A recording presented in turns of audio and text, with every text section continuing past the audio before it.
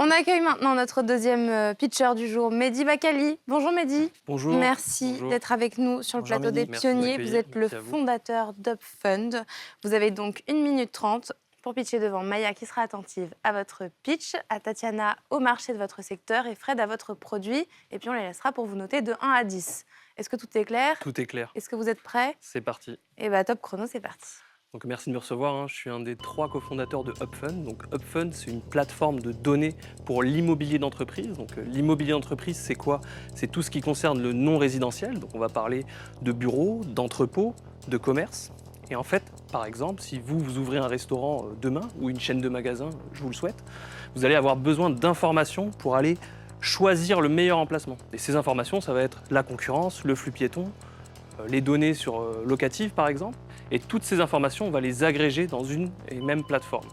Aujourd'hui, tout le monde parle d'intelligence artificielle, mais il n'y a pas d'intelligence artificielle sans données. Et en fait, notre mission à nous, UpFund, c'est d'aller alimenter nos clients, donc dans ce secteur précis. On parle d'agents immobiliers, de foncières, on parle de collectivités locales, mais aussi d'enseignes. Et le but, c'est d'accompagner ces acteurs-là pour qu'ils aient accès à de la donnée externe, mais aussi travailler leurs données en interne pour justement aller surfer cette vague de l'intelligence artificielle. Donc, sur la base de ces données, c'est assez simple ce qu'on va faire. On va proposer 3 choses. La première, c'est de trouver des opportunités immobilières à partir de la donnée. Deuxièmement, on va automatiser tout ce qui est la génération d'avis de valeur, donc de documents de plus de 50 pages avec justement de l'IA générative. Et troisièmement, c'est assez simple, c'est un outil, un logiciel.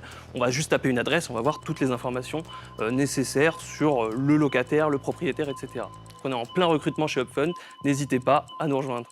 Merci. Merci Mehdi, merci pour ce pitch. Est-ce que notre jury a des questions pour éclaircir Oui, moi je voulais savoir comment vous récupérez les données justement alors, au départ, parce qu'on a compris que les données c'était très important, mais alors comment vous allez chercher vos données? Très bonne question. Donc aujourd'hui, on s'appuie sur plusieurs types de données. Il y en a 4 si on peut les catégoriser.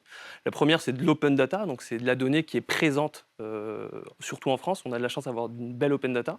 Donc on va travailler ces données parce qu'elles sont trop volumineuses pour nos clients. Il y a énormément de changements d'entreprise, par exemple, chaque jour. La deuxième, c'est des partenariats, donc des partenaires payants. On parle de Google Maps ou de données tierces. Le troisième, c'est des partenariats. Donc nous, on est à l'Agence spatiale européenne. Donc on va traiter aussi des images satellites pour aller confirmer ou infirmer des choses. Et le quatrième, c'est les données de nos clients qui restent chez les clients et justement qu'on travaille. Voilà un peu les sources de données qu'on va exploiter. Tatiana, peut-être? Petite question? Oui, ben déjà bravo. Merci. C'est effectivement un marché qui a l'air d'exploser. Je crois que c'est Placer aux États-Unis qui a levé une centaine de millions il y a pas Effectivement, longtemps. Donc c'est effectivement un peu la folie autour du Bloomberg de l'immobilier. De ce que je comprends. Exactement. Peut-être, comment est-ce que vous dites que vous adressez effectivement un certain nombre de sous-secteurs donc, dans le marché de l'immobilier. Comment vous faites pour adresser justement l'ensemble de ces sous-secteurs? Alors, il y a 2 questions. Sur la première, effectivement, il y a cet acteur américain qui s'appelle Placer et qui est en train, justement, une croissance folle qui est en train qui va peut-être venir d'ailleurs attaquer ce marché. Donc pour nous, c'est une preuve que justement le concept d'agrégation de données et tout ce qui est surtout autour du flux piéton fonctionne. Donc pour nous, c'est plutôt un avantage, on va dire. Enfin, voilà, les gens vont être de plus en plus au courant que ces technologies fonctionnent, hein, et cette boîte en est la preuve. Après, nous, en fait, on a la chance d'arriver au moment où l'IA générative arrive à ce moment précis. Et en fait, on veut l'utiliser comme levier justement pour accélérer sur la génération de documents, qui est un peu notre fonctionnalité différenciante. Donc assez waouh, on tape une adresse et en un clic, voilà, on a un document de comité qui prendrait une semaine à générer en un seul clic. Donc voilà, c'est un peu notre élément différenciant. Sur le marché, donc qui était la deuxième question, sur le marché, on est sur un marché français initialement. Donc je donne quelques chiffres. Par exemple, le marché de la transaction immobilière, chaque année, c'est 30 milliards. Mais il y a 1500 agents en immobilier d'entreprise, donc ce qu'on appelle des brokers. Il y a 2000 enseignes. Mais si je donne un exemple aux États-Unis, on a 300 000 agents immobiliers d'entreprise. Donc si on adresse ne serait-ce que 2% de ce marché, ça fait 6 000 comptes. En fait, on va être en capacité d'aller attaquer un chiffre d'affaires potentiel de 60 millions d'euros, en vendant un panier moyen à 10 000 euros, par exemple, ce qui est très faible pour un panier moyen américain. Voilà. Merci Mehdi. Merci à vous. On laisse notre jury délibérer, puis on revient juste après. Nous sommes de retour en plateau avec Mehdi pour découvrir les notes de notre jury. Attention, c'est parti. 3, 2, 1. Et c'est un 8,5 pour Maya pour le pitch, un 7 pour Tatiana et un 7 également pour Fred. Tout ça sur 10. Donc, plutôt bonne note. Maya, je te laisse commencer à expliquer ton 8,5 donc pour le pitch. Oui, écoute, j'ai trouvé ton pitch très bien. Merci. Tu étais relaxée, ta voix était posée.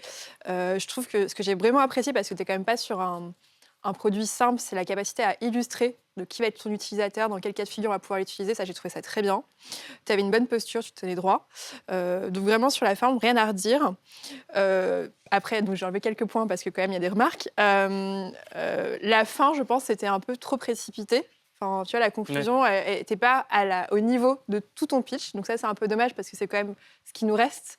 Et donc après, c'était, du coup, vient aussi mot de commentaire, c'est que je ne sais pas si tu as ajouté comme ça en disant, tiens, il faut que je conclue et donc je vais dire qu'on recrute, ce qui est très bien. On recrute vraiment. Hein, pour non, mais c'est pas une blague. j'imagine. Mais donc, en fait, si la finalité de ton pitch, c'est pour dire à la fin, notamment, un de nos enjeux aujourd'hui, c'est qu'on recrute et qu'on a besoin de vous, et que tu t'adresses aux personnes qui sont de l'autre côté de la télé, il fallait aussi adapter un peu ton pitch en fonction de ça. Effectivement. Et typiquement, donner des informations comme on est situé dans telle ville, on est à tel niveau de développement, on a tant de clients, pour que la personne puisse un tout petit peu se projeter. Voilà.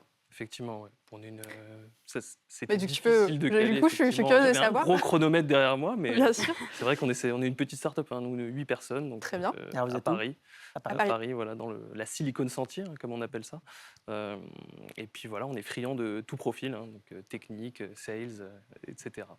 Super. Tatiana, c'est un 7 sur 10 pour le marché du secteur. Tout à fait. Moi, j'ai beaucoup aimé. Bravo, Mehdi, c'était effectivement hyper clair. Et surtout, le marché est assez génial, parce qu'effectivement, le marché de l'immobilier, ça reste un énorme marché. Que finalement, oui, il y a des gens qui se sont positionnés, mais pas avec le niveau de technicité et d'intelligence artificielle. Et surtout, le fait d'avoir énormément de données de différentes plateformes qui arrivent à être agrégées, je trouve ça hyper intéressant. Je pense que le fait, évidemment, qu'il y a un concurrent américain qui a la trajectoire qu'il a, est aussi une bonne nouvelle. Je ne pense pas que ce soit dangereux. Pour arriver sur ces marchés, il y a quand même une grosse problématique RGPD que j'imagine vous allez un peu mieux traiter que l'ensemble des acteurs américains. Donc, vous avez un avantage concurrentiel. Alors, peut-être il sera plus français-européen que global, mais je pense que vous pouvez positionner une très belle boîte sur un marché européen. Effectivement, et un potentiel rachat par un acteur américain, si c'est sur des Ou l'inverse. valeurs, voilà, ça peut être aussi une porte de sortie pour nous. Bon, c'est pas le cas aujourd'hui, hein. On est en plein développement et à l'attaque de ce marché français. Ouais. C'est vrai, ou l'inverse. Ou l'inverse, c'est un peu d'ambition quand même. Ouais. Il faudra Le vérifier. rachat d'une société américaine. L'Europe, vous avez c'est des gens à 450 millions de acheter consommateurs. Très bonne idée, je vais US, la 300. soumettre à les cofondateurs. D'accord. Fred, 7 pour le produit Oui. aussi. 7 pour le produit. Je pense que c'est un produit qui manque effectivement. Alors même si je ne suis pas moi-même agent immobilier, je peux voir que quand on cherche des informations sur certaines locations, certains endroits, on est toujours en train d'ouvrir 12 sites internet pour avoir des C'est ça. informations complémentaires. Exactement. Donc c'est très compliqué parce qu'en plus c'est jamais classé de la même manière. C'est pas forcément bien répertorié avec les adresses où on ne sait pas trop quoi chercher ni où, on ne sait pas trop la fiabilité des sources. Donc on se rend bien compte qu'il y a un problème parce qu'on se dit mais l'information elle est là, il faudrait juste la synthétiser. Donc au niveau du produit, oui, je pense qu'il y a quelque chose à faire. Après, au niveau de la monétisation, je ne sais pas du tout comment ça se passe, ni qui est prêt à payer quoi. Donc ça, c'est Alors, probablement vos effectivement, premiers clients qui non, vont vous le dire. C'est une très bonne question en tout cas. Vous en êtes où là, justement par Au niveau des clients, donc nous on a fait 100 000 euros de chiffre d'affaires l'an dernier avec principalement des gros clients bancaires, gros retailers, donc des enseignes. Sur combien de clients alors 100 000 euros Sur trois clients principaux. 3 clients principaux qui utilisent Ouais, votre qui base utilisent la plateforme, pour- effectivement. pour prendre des décisions Voilà. sur des emplacements. C'est ça, pour prendre des décisions sur des emplacements et automatiser aussi une partie de leur documentation en interne, parce que voilà, il y a beaucoup d'analystes qui travaillent sur ces sujets en interne dans ces entreprises-là, et le but c'est de les alléger un peu. Merci Mehdi. Et puis bravo donc pour UpFund. Très Merci à bonne vous, en tout cas. continuation. Merci à toute l'équipe. Merci Mehdi. Merci. Au revoir. Et Au bonne revoir. continuation. Et cette émission touche à sa fin, Rebecca.